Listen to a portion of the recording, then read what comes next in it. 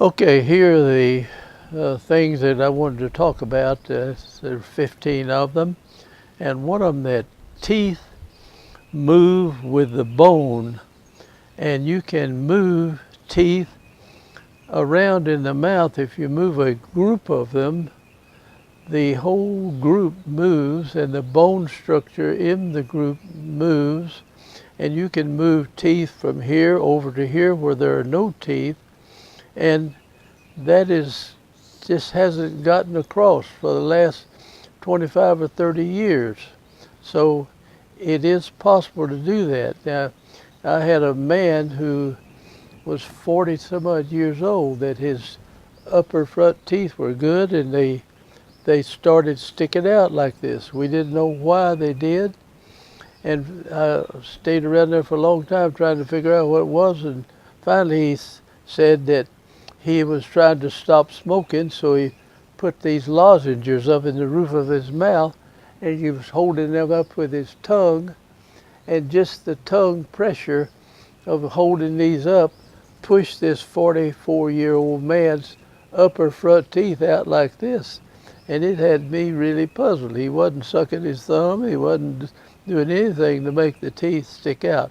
So the teeth move along with the bone, and that is possible to do all over the mouth. We expand people's mouths all the time, and got many people. And then the next thing I wanted to mention, that age seems to have no effect on it, no ill effect on this. I've got a video on a guy that was 79 and a half when we started, and it went into the 80s, and his arch was real narrow, and we widened his arch out as we went. And you can see that it's just expanding older people. If you want to look at the whole video and see how much it did, but the man's arch just spread out nicely, and he was in his 80s when he did that. Now, I think I never did start anybody at 90 years of age, but I believe I could expand my teeth if I wanted to. There's a lot of other things about teeth. You're not going to wear them out. See, you can see I'm 90 and these teeth have been in my mouth about 84 years, something like that, my front teeth.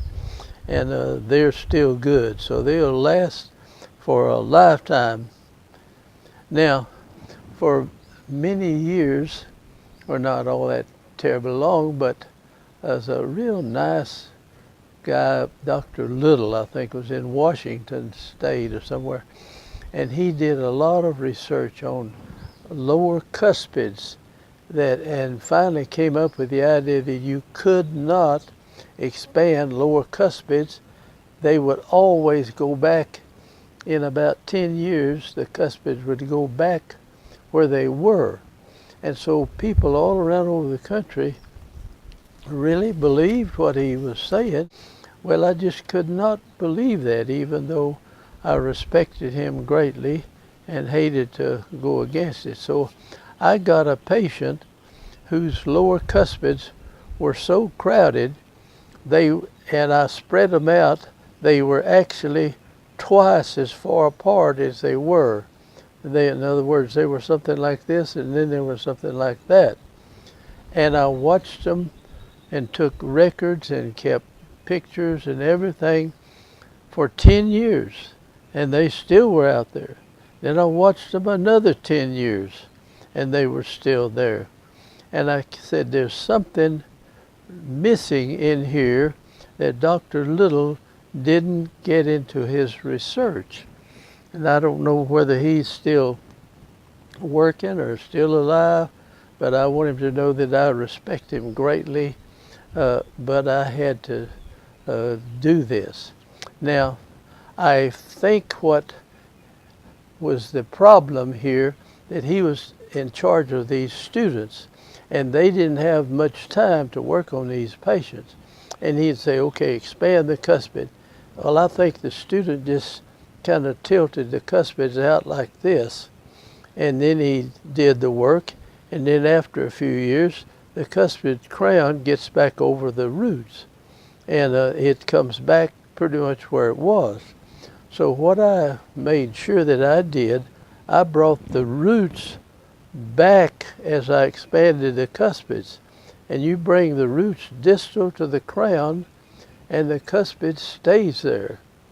It doesn't have to go back. You can put it occluding against the teeth. He said you could extract or not extract. That didn't make any difference. They just always, you expanded the cuspid. Just as if there was some mystical thing on the cuspid that made them go back. So I pretty well proved that that is not right, and so you can expand them. I've got bukus of patients that we have expanded their cuspids, and to my knowledge, virtually all of them are still expanded, and I think they'll, I know that one lady that was expanded like that, she'll go to her grave with them expanded. They're not going to go back like that.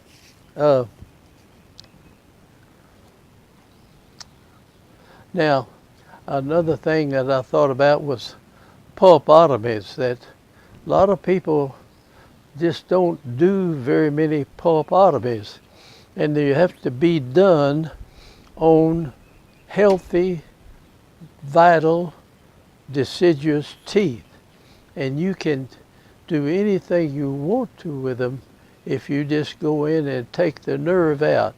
Now I've got a video showing how we drill down in and remove the nerve, and then you've got to pack them really hard, and all I use is zinc oxide and eugenol. I just mix the two up, and I don't use rubber dams on them, but I've done thousands of these, and they have never had one of them blow up. And I remember years ago, about 30 some odd years ago, speaking at Dr. Carapiza's office in there right out of Boston, and we had professors there from 3 different pediatric departments of 3 different universities, and they were amazed at it, but they insisted on putting some other stuff in it instead of just a plain zinc oxide and eugenol, and you mix it up real thick,